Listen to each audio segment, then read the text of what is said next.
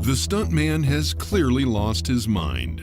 This is not CGI or some sort of illusion. Here are the top 10 most dangerous movie stunts of all time. Number 10. Snapping crocodile walk in Live and Let Die. While searching for locations in Jamaica, the crew of the James Bond film Live and Let Die discovered a crocodile farm owned by Ross Kananga.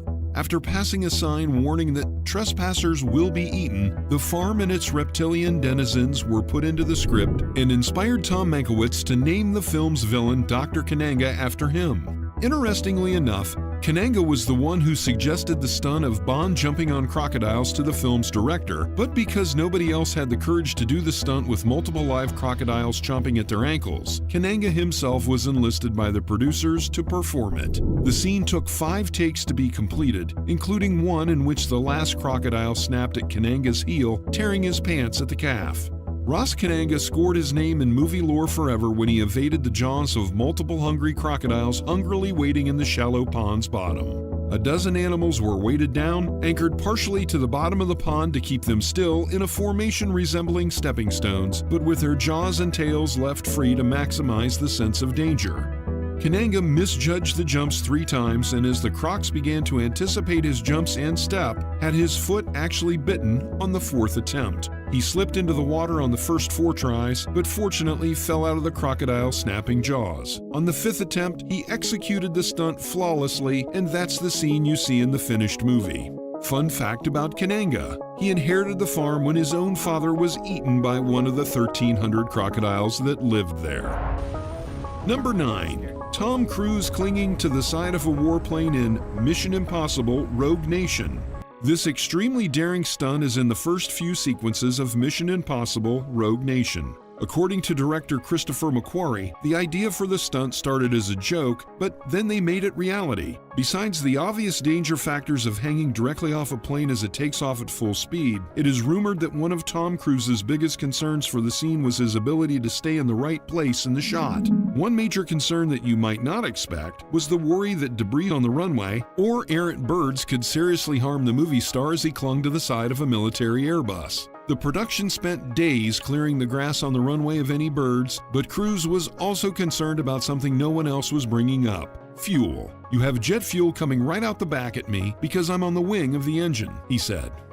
"Even when we were taxiing, I was also inhaling the fumes and it was getting in my eyes. Talk about no pain, no gain."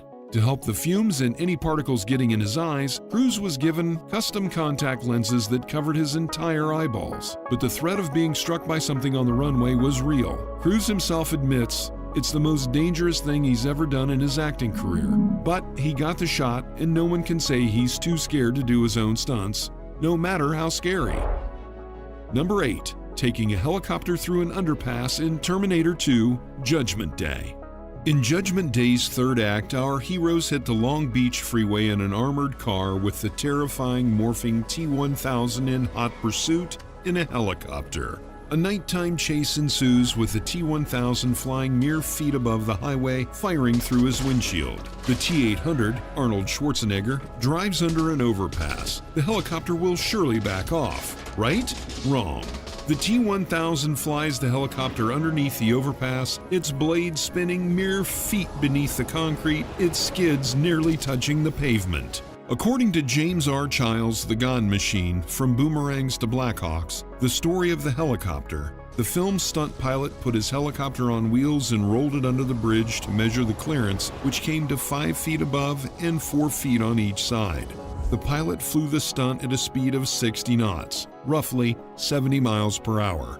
The stunt was so dangerous that the film crew scheduled for the stunt refused to get near a camera. In response to the rebellion, the film's director, the notorious James Cameron, said he would shoot it himself, which is exactly what he did with the help of one very courageous camera car driver. The only thing more impressive than the pilot's stunt work and Cameron's lack of fear is that the stunt pilot pulled off the same feat twice. Cameron needed to capture 2 different angles, one from behind the helicopter and one in front of it. Number 7.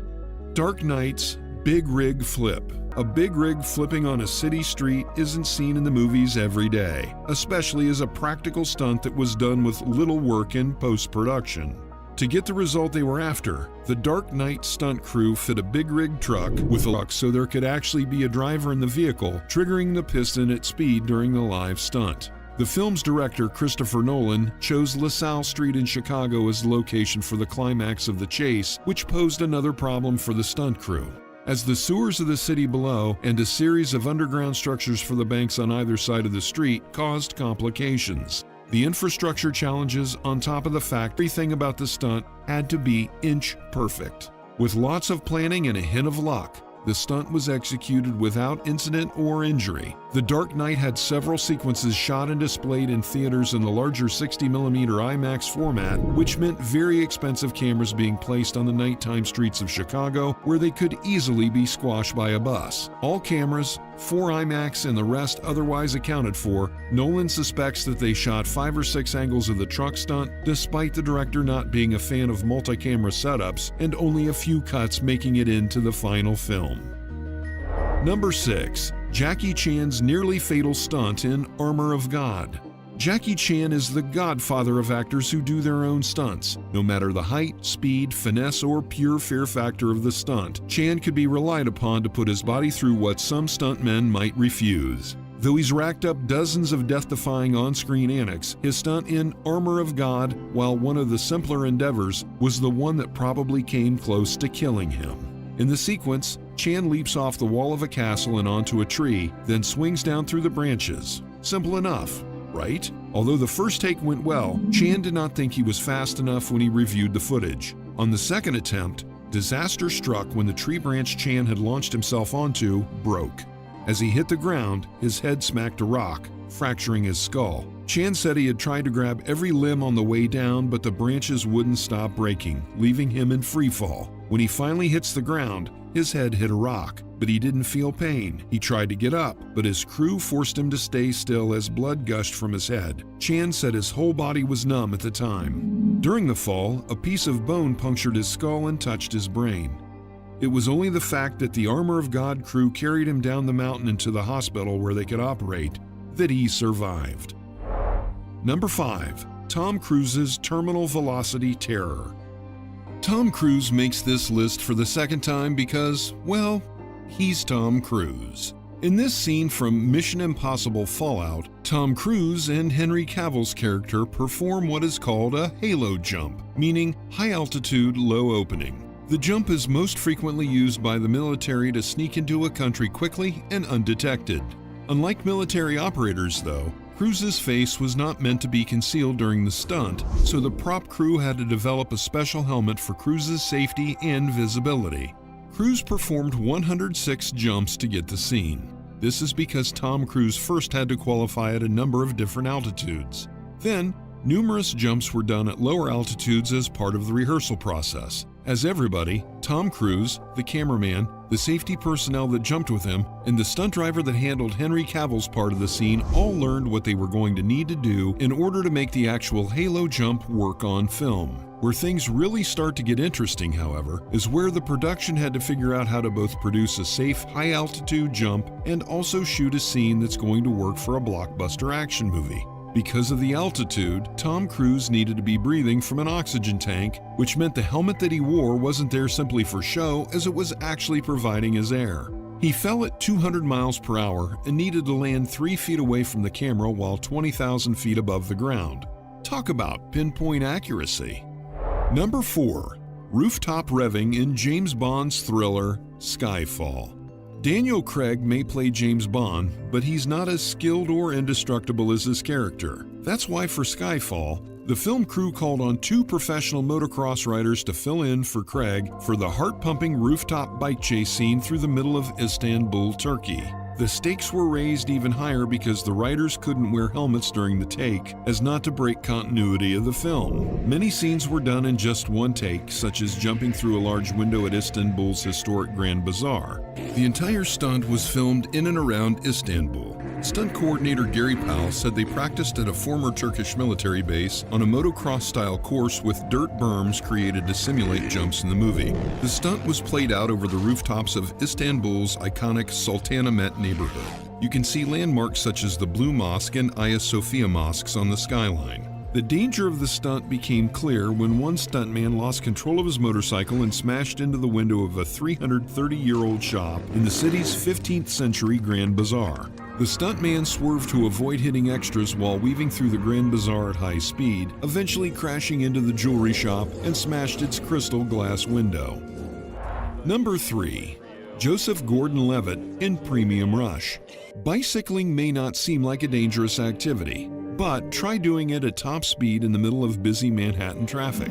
This is the life of a New York City bike courier as portrayed by Joseph Gordon-Levitt in Premium Rush. For much of the movie, streets were closed to all motor vehicle traffic except stunt drivers to ensure no errant wheelman could mess up a take, or worse, a stunt performer. However, during one scene, it was reported that a diplomat decided to drive through the coned-off set, cutting off Gordon-Levitt's pathway. The actor veered left to avoid the diplomat, crashed into a taxi, and went through the cab's back window. He wound up with 31 stitches for his trouble, but not before he had the director catch some footage of his profuse bleeding. Number 2. Raiders of the Lost Ark, Boulder. Indiana Jones' reputation on the silver screen as a cunning, daring, and seemingly unkillable explorer started with Raiders of the Lost Ark, where Jones gets the treasure he came for, but in taking it from its mantelpiece, lets loose a huge boulder set to smush him, unless he gets a move on, and fast. In reality, the stunt crew built a giant boulder out of plaster, wood, and fiberglass, but it still reportedly weighed 500 pounds. It could have seriously injured anyone in its path. Spielberg agreed to let Ford film the stunt himself from 5 different angles, each shot twice. In 10 total takes, Ford didn't trip or stumble once, further proving that Indiana Jones has 9 lives. Honorable mention number 1. Occupational hazards while filming Lord of the Rings. In a fight scene late in Lord of the Rings, The Fellowship of the Ring, hitting a tree right by Aragorn's head, half away, saving himself from an awful stabbing. Honorable mention 2. Inception's spinning hallway fight. Inception's iconic set design meant that the rules of action choreography were rewritten for green screen and practical setups that were experimental and revolutionary for the film industry. An iconic scene in Nolan's drama featured characters grappling in a room that is spinning on an axis. The room spins thanks to 2 computer-controlled electric motors, which ran at a speed of 55 horsepower.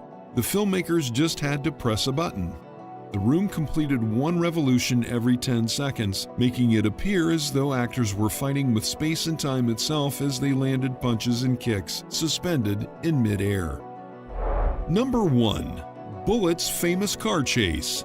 With its innovative use of small remote cameras mounted inside the cars during the chase, Bullitt was the forerunner of the concept of virtual reality. The audience was seated behind Frank Bullitt as his Mustang pursued the bad guys down the hills of San Francisco's North Beach. For the final crash and explosion, a dummy gas station was constructed. Stunt coordinators set up a tow and release stunt in which the Dodge Charger was hitched to the Ford Mustang.